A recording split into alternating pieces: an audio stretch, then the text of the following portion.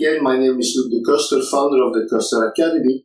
And in this video, we're going to look at the schedule and the cost curve when we have different start times of the different activities. When we make the schedule of the project, we schedule all the activities, we calculate the early start, we calculate the late start, and also when we look at resources and some other issues, we can set what we call the planned start of each activity.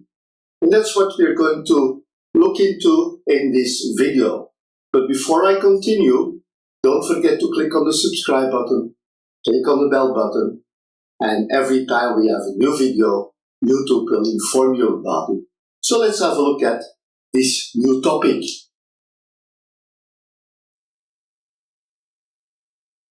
When we look at a schedule, we can have our activity start on the early start time of the activity. That's the earliest an activity can start.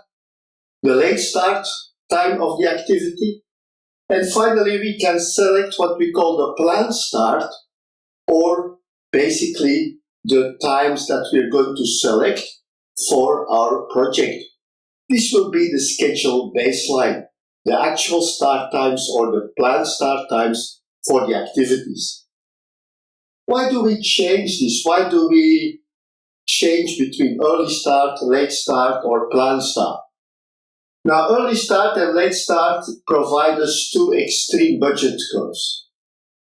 But when we finish the schedule, and you remember the different steps of the project management and the planning stages, we are in fact looking at issues to resolve. And one of the issues is about resources.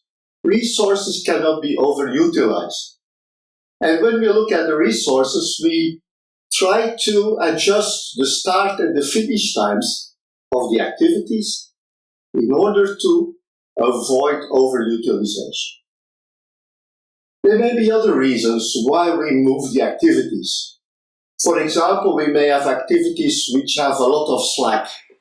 It means when we execute that activity, it will stay there for a long time until it's really needed.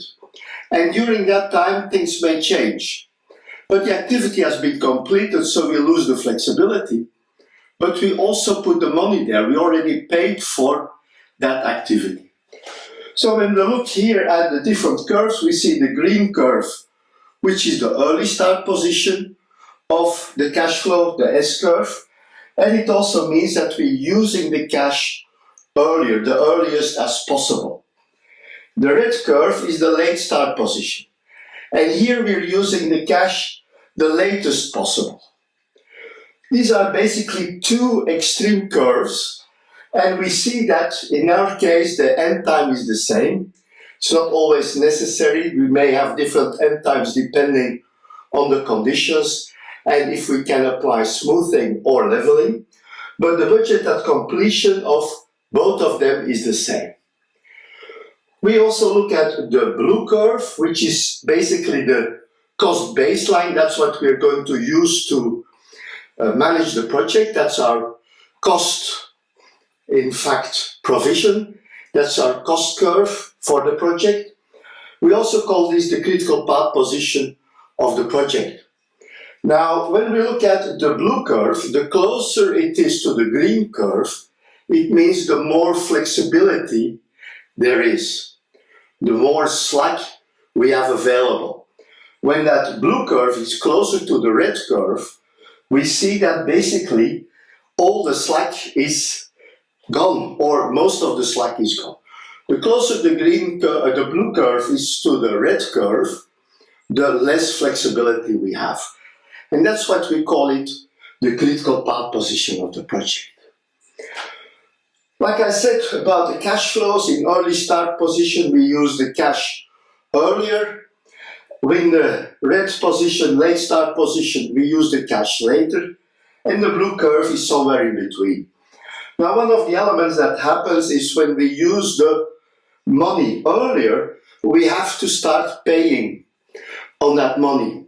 The money is being used, so the money is in fact lost from the project is being used, it has been allocated. When we look at the red curve, we see that the money will be used later.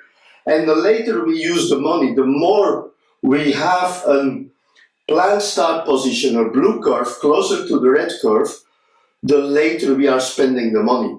And that is also a very important element when we look at a project. So when we have projects which take a longer time, and we have activities with a lot of slack, it may be interesting to postpone those activities, spend the money later, and improve the profit and loss and other financial parameters which we developed before. Organizing the project like this can help us to improve the financial position of the project. Of course, there are some limitations. We still have to have some slack. We still have to have some reserve. We cannot put everything in the late start position. That would also not be optimal. But we can find ways to improve our cash flow management. So that's it for this video about the financial effects when we schedule the project or the activities differently. Anyway, don't forget to click on the subscribe button, click on the bell button, and every time we have a new video, YouTube will inform you about it. Thank you very much, and bye-bye.